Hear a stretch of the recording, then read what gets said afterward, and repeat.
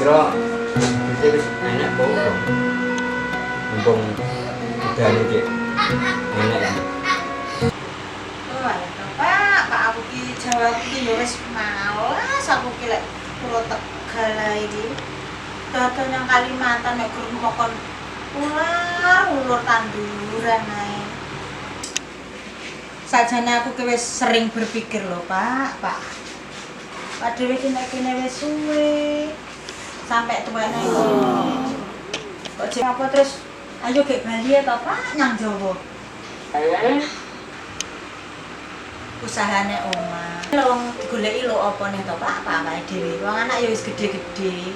Wis golek dhuwit dhewe-dhewe ya mergo usahane awake dhewe nek kene to, bocah-bocah wis duwe modal. Apa awake dhewe engko ya ayo gek balik apa piye to, Pak, nyang Jawa. Lah mama. Mbok yo ngenteni 10 tahun seprapat ngekas ngono lho. Nyapol setuju barang.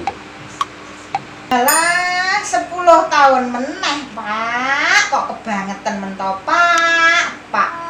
Lah ya sidamu ngoyo tenan awake dhewe nang kene. Iki lho padahal aku ki wis ngempet-pet tenanan iki ya.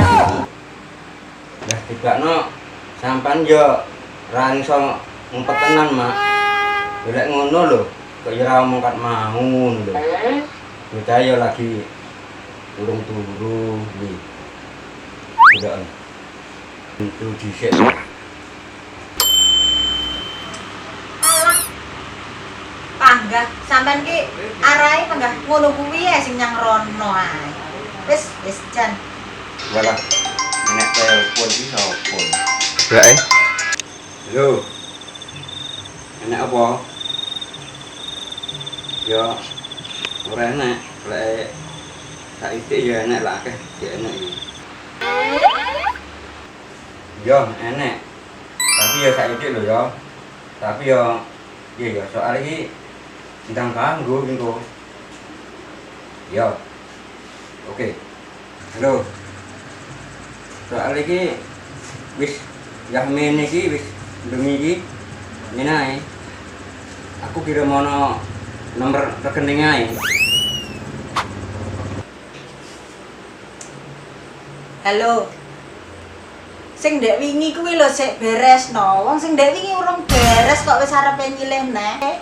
Wis gak enek, ora enek iki. Wis. Nani? Ya, Pak. Lho, Pak. Lah tibake karo mae bocah-bocah ora oleh ki. Loh, lah kok Pak? Nggak ngerti apa ora iki wong iki bapak. Lah mandene kok gak omong ket mau. Ngomong piye wong HP langsung saut kok. Walah to Pak, tibano jenengan to Pak. Ngapunten lho Pak, ngapunten lho nggih. Enten Pak, enten nggih wonten jenengan betahe pinten kula terne Pak.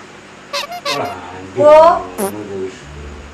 Nggih, kula terne nggih Pak. Nggih. Lho Pak nggih, ngapunten lho nggih. Nggih. Waalaikumsalam. Terus nyong, duit lek kundelen terus modelen ndi? Ndi ki tak kene nyanggone Bapak. Modelane Mangkane to dadi wong iki aja galak-galak. Wis galak medhit bisa.